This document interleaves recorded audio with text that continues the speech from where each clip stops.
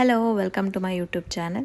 Previous video Lakshmi ಮುಖಕ್ಕೆ ಹೇಗೆ ಅಲಂಕಾರ ಮಾಡೋದು ಮತ್ತು ಹೇಗೆ ಹೇರ್ ಸ್ಟೈಲ್ ಮಾಡೋದು ಅನ್ನೋದನ್ನು ತೋರಿಸಿದ್ದೀನಿ. ಸೊ ಈ ವಿಡಿಯೋದಲ್ಲಿ ಹೇಗೆ ಸ್ಯಾರಿ ಉಡಿಸಿದ್ದೆ ನಾನು ಪ್ರೀವಿಯಸ್ ಇಯರ್ ಲಕ್ಷ್ಮಿಗೆ ಅನ್ನೋದನ್ನು ತೋರಿಸ್ತಾ ಇದ್ದೀನಿ. ಸ್ಯಾರಿ ಡ್ರೇಪಿಂಗ್ಗೆ ನಮಗೆ ಬೇಕಾಗಿರೋದು 2 ಕಡ್ಡಿಗಳನ್ನ ಇಟ್ಕೊಂಡಿದ್ದೀನಿ ಆ್ಯಂಡ್ 3 ದಾರದ ಪೀಸಸ್ನ ಇಟ್ಕೊಂಡಿದ್ದೀನಿ. ಆ್ಯಂಡ್ ಇದು ಕಂಬಿ ನಾನು ಮಾಡಿಸ್ಕೊಂಡಿದ್ದಂಥದ್ದು ಕೈ ಇಡೋದಕ್ಕೆ, ಅದಿಲ್ಲ ಅಂದರೆ ಕಟ್ಟಿದಲ್ಲೂ ಇಡ್ಬೋದು. ಆ್ಯಂಡ್ ಇದು ನಾನು ಕಳಶ ಇವಾಗ ಯೂಸ್ ಮಾಡ್ತಾ ಇರೋದು. ಮುಖವಾಡ ಎಷ್ಟಿದೆಯೋ ಅಷ್ಟೇ ಹೈಟ್ ಕಳಶನ ತೊಗೊಂಡಿದ್ದೀನಿ. ಸ್ಯಾರಿ ಡ್ರೇಪಿಂಗ್ಗೆ ಸ್ಯಾರಿನ ಯಾವ ರೀತಿ ಫೋಲ್ಡ್ ಮಾಡ್ಕೋಬೇಕು ಅನ್ನೋದನ್ನು ನಾನು ಇಲ್ಲಿ ತೋರಿಸ್ತಾ ಇದ್ದೀನಿ. ಒಂದು ವೇಲೆ ಸಹಾಯದಿಂದ ನಾನು ತೋರಿಸ್ತಾ ಇದ್ದೀನಿ. ಸೊ 70% ಆಫ್ ದ ಸ್ಯಾರಿನ ನಾನು ಇವಾಗ ತೋರಿಸ್ತಾ ಇದ್ದೀನಲ್ವ, ಆ ಥರ ಫೋಲ್ಡ್ ಮಾಡ್ಕೋಬೇಕು. ಇನ್ನು 30% ಆಫ್ ದ ಸ್ಯಾರಿನ ಸೆರಗನ ರೀತಿ ಫೋಲ್ಡ್ ಮಾಡ್ಕೋಬೇಕು ನೀವು. ಫೋಲ್ಡಿಂಗ್ ಎಲ್ಲ ಆದಮೇಲೆ ಈ ರೀತಿ ಕಾಣಿಸುತ್ತೆ. ಕಡ್ಡಿನ ಕಳಶಕ್ಕೆ ನಾನು ವಿಡಿಯೋದಲ್ಲಿ ತೋರಿಸಿರೋ ಥರ ನೀವು ಕಟ್ಕೊಂಡ್ರೆ ತುಂಬಾ ಟೈಟಾಗಿರುತ್ತೆ. ನಾನು ತುಂಬ ಚಿಕ್ಕ ದಾರ ತೊಗೊಂಡು ಇಲ್ಲಿ ತೋರಿಸಿದ್ದೀನಿ. ನೀವು ಇನ್ನು ಸ್ವಲ್ಪ ದೊಡ್ಡದು ಉದ್ದ ಇರೋ ದಾರ ತೊಗೊಂಡು ಮಲ್ಟಿಪಲ್ ಟೈಮ್ಸ್ ಸೇಮ್ ರೀತಿಯಲ್ಲಿ ನೀವು ಟ್ವಿಸ್ಟ್ ಮಾಡ್ಕೊತಾ ಬಂದರೆ ತುಂಬಾ ಟೈಟಾಗಿರುತ್ತೆ. ನೀವು ಹಬ್ಬದಲ್ಲಿ ತುಂಬ ವೆಯ್ಟ್ ಇರೋವಂತಹ ಹಾರ ಹಾಕ್ತಾ ಇದ್ದೀರಾ ಅಂತಂದ್ರೂ ಅದು ತಡ್ಕೊಳ್ಳೋ ಅಂಥ ಕೆಪಾಸಿಟಿ ಅದಕ್ಕಿರುತ್ತೆ. ಸೊ ನೀವು ಇನ್ನೂ ಸ್ವಲ್ಪ ದೊಡ್ಡದಾಗಿರೋ ದಾರ ತೊಗೊಂಡು ಮಲ್ಟಿಪಲ್ ಟೈಮ್ಸ್ ಸೇಮ್ ನಾನು ಇವಾಗ ಯಾವ ರೀತಿ ತೋರಿಸ್ದೆ ಅಲ್ವಾ, ಅದೇ ರೀತಿ ಮಲ್ಟಿಪಲ್ ಟೈಮ್ಸ್ ಸೇಮ್ ಈ ಸೈಡಿಂದ ಆ ಸೈಡ್ಗೆ, ಆ ಸೈಡಿಂದ ಈ ಸೈಡ್ಗೆ ಮಾಡ್ಕೊಳ್ತಾ ಬನ್ನಿ. ಲಾಸ್ಟ್ ಏನು ಗಂಟು ಹಾಕ್ಕೊಳ್ತಾ ಇರ್ತೀರಾ ಅದು ತುಂಬಾ ಟೈಟಾಗಿ ಹಾಕ್ಕೊಡ್ಬೇಕು. ಕಡ್ಡಿ ಒಂಚೂರು ಅಲಗಾಡಬಾರ್ದು. ಆ ಥರ ಟೈಟಾಗಿ ಹಾಕ್ಕೊಂಡ್ರೆ ತುಂಬ ಸೆಕ್ಯೂರ್ ಆಗಿರುತ್ತೆ.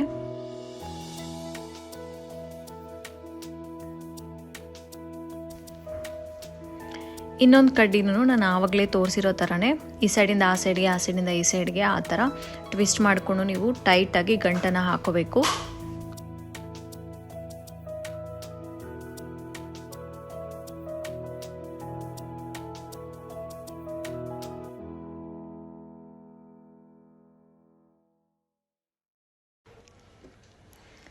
ನಾನು ಆಲ್ರೆಡಿ ಇಲ್ಲಿ ಬ್ಲೌಸ್ ಪೀಸ್ನ ಕೈಗಳಿಗೆ ಸುತ್ತಕೊಂಡು ಅದನ್ನು ಗುಂಪಿನ ಹೆಲ್ಪಿಂದ ಸೆಕ್ಯೂರ್ ಮಾಡಿ ಇಟ್ಕೊಂಡಿದ್ದೀನಿ. ಅದನ್ನು 2 ಕಡ್ಡಿಗಳ ಮಧ್ಯದಿಂದ ತಗೋಬೇಕು. ಆಚೆ ತಗೊಂಡು ಒಂದು ಪಿನ್ ಹೆಲ್ಪಿಂದ ನೀವು ಸೆಕ್ಯೂರ್ ಮಾಡ್ಕೋಬೋದು. ನಿಮ್ಮ ಮನೆಯಲ್ಲಿ ಲಕ್ಷ್ಮಿಗೆ ನೀವು ಬಳಸ್ತಾ ಇರೋಂತಹ ಕೈಗಳು ತುಂಬ ಚಿಕ್ಕದಾಗಿದ್ದರೆ ನಾನಿಲ್ಲಿ ತೋರಿಸ್ತಾ ಇರೋಂತಹ ಮೆಥಡ್ ಯೂಸ್ ಆಗುತ್ತೆ. ಆರ್ ಎಲ್ಸ್ ನಂದು ಬೇರೆ ಶಾರ್ಟ್ ವಿಡಿಯೋಸ್ ಚೆಕ್ ಮಾಡಿ, ಅದರಲ್ಲಿ ನಾನು ತೋರಿಸಿದ್ದೀನಿ ಬೇರೆ ಯಾವ ರೀತಿ ನೀವು ಕೈಗಳನ್ನ ಅಟ್ಯಾಚ್ ಮಾಡ್ಕೋಬೋದು ಅಂತ.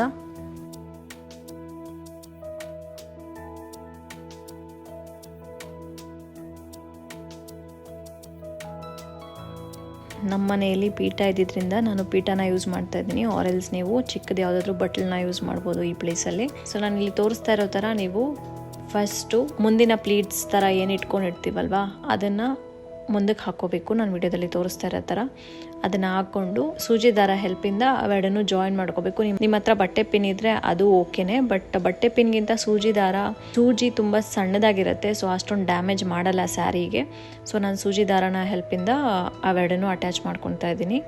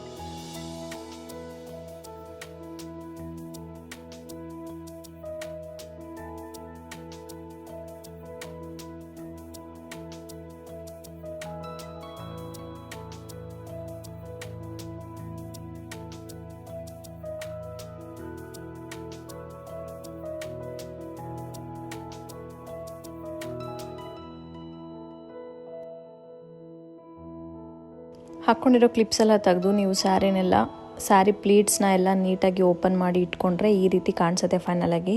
ಸೆರ್ಗೆಗೆ ಅಂತ ಫೋಲ್ಡ್ ಮಾಡ್ಕೊಂಡಿರ್ತೀರಲ್ಲ ಅದನ್ನು ಹಿಂದೆಯಿಂದ ಮುಂದಕ್ಕೆ ತೊಗೊಂಡು ಫೋಲ್ಡ್ ಮಾಡಿ ಮತ್ತೆ ಹಿಂದೆ ಹಾಕಬೇಕಾಗತ್ತೆ.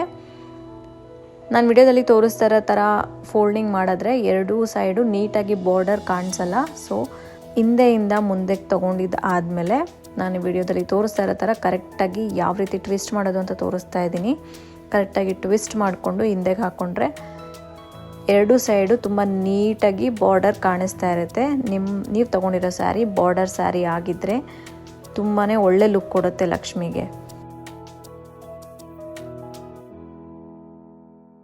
ಸೆರ್ಗನ್ನ ಹಾಕೊಂಡ್ಮೇಲೆ ಸೆಂಟ್ರಲ್ಲಿ ಸ್ವಲ್ಪ ಗ್ಯಾಪ್ ಕಾಣಿಸ್ತಾ ಇರುತ್ತೆ ಅಲ್ವಾ, ಬ್ಲೌಸ್ ಪೀಸ್ ಏನು ಹಾಕ್ಕೊಂಡಿರ್ತೀರ ಅದು ಕಾಣಿಸ್ತಾ ಇರುತ್ತೆ. ಸೊ ಅದಕ್ಕೋಸ್ಕರ ಅವೆರಡನ್ನೂ ಜಾಯಿನ್ ಮಾಡಿಕೊಂಡು ನೀವು ಒಂದು ಪಿನ್ನ ಸೆಕ್ಯೂರ್ ಮಾಡ್ಕೊಳ್ಳಿ.